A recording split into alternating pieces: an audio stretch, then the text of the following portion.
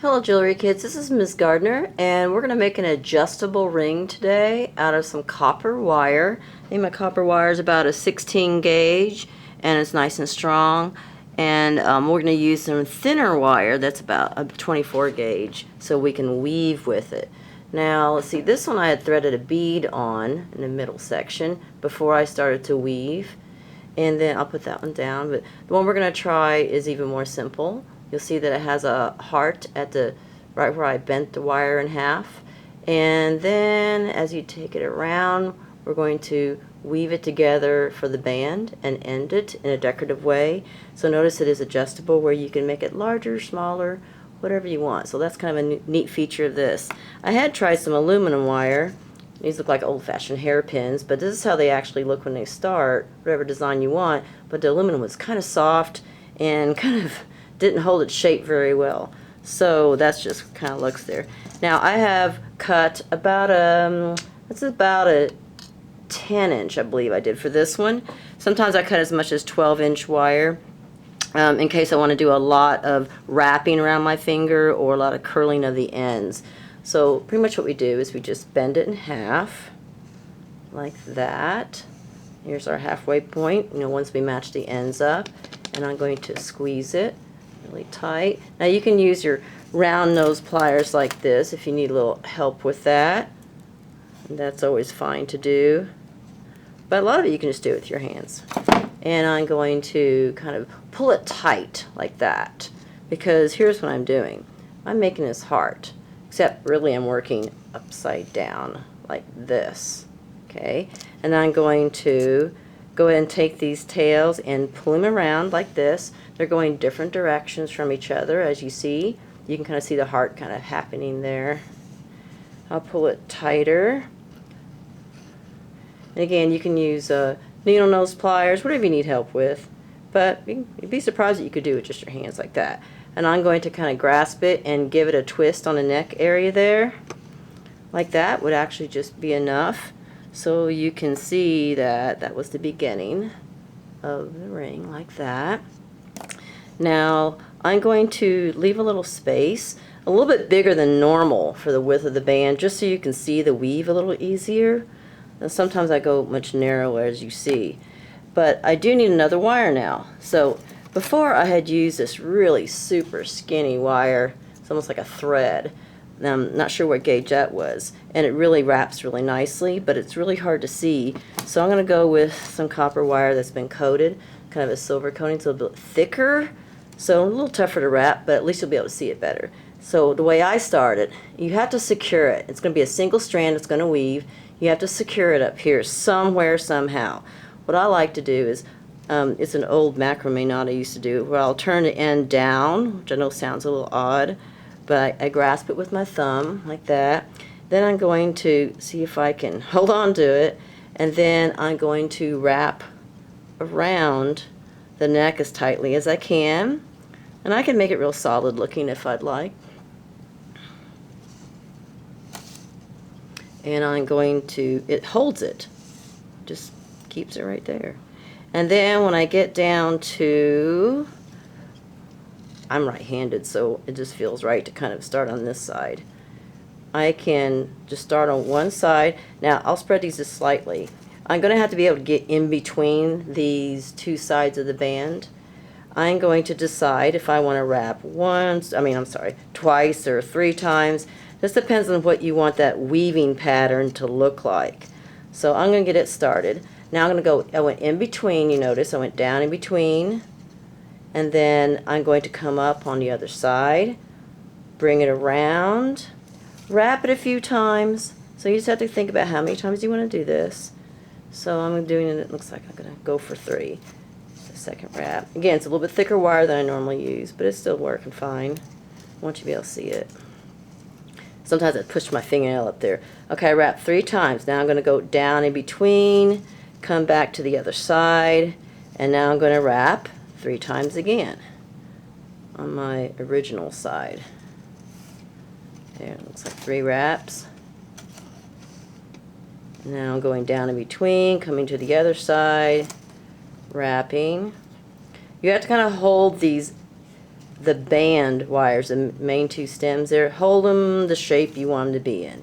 Sometimes I spread these a little bit just so I can get the wire between there. Get another wrap.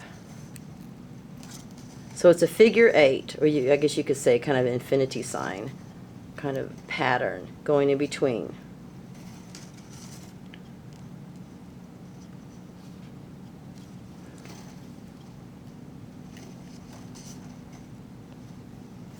Okay, I'll try to work my way down. Sorry, my hands are kind of getting in the way here. I'm trying to go a little more efficiently, get down so you can see how to end it. So I just keep that figure 8 pattern going, trying to kind of hold the shape I want this to take. Because remember, it's binding it all at the same time, keeping it together. The thinner wire just kind of moves to where you want it to go a little bit easier. So you can kind of play around with the thicknesses.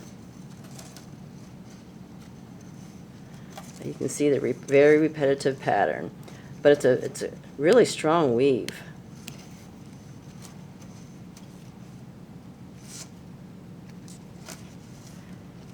And you only need about 2.5 inches of weaving to get it lengthy enough that you could actually wrap it around your finger.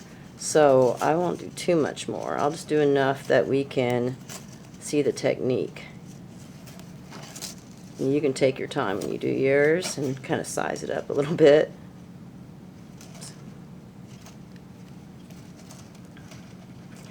I'm going to end it soon. Sorry, it's a little bit messy. I normally go a lot slower and use a thinner wire. Okay, so I'm going to go ahead and end it here. Looks like I have approximately 2 inches. Yeah, maybe a little bit more. Just a touch more. I want it to wrap around. Some people go a lot longer, where you can even double wrap your finger. Okay, now you do have to secure it. So most people just kind of leave a little bit of a tail, or do a little extra wrap right there.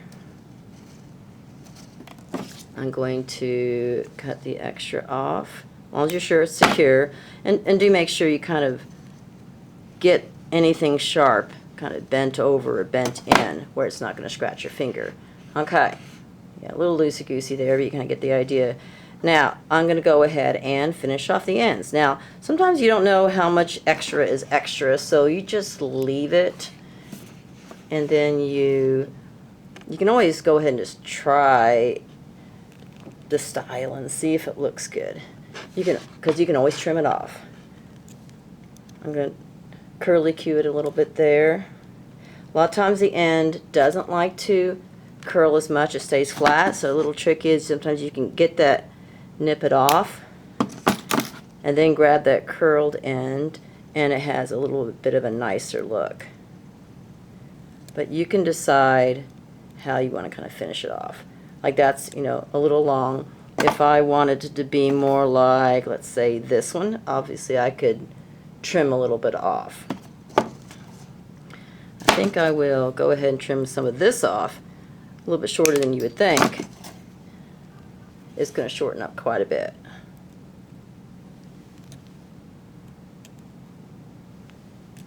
You decide on what kind of design you want at the end. You could leave them kind of asymmetrical like that if you want to, whatever you want. I mean, I could cut this if I want, but I think I'm just going to leave it like that.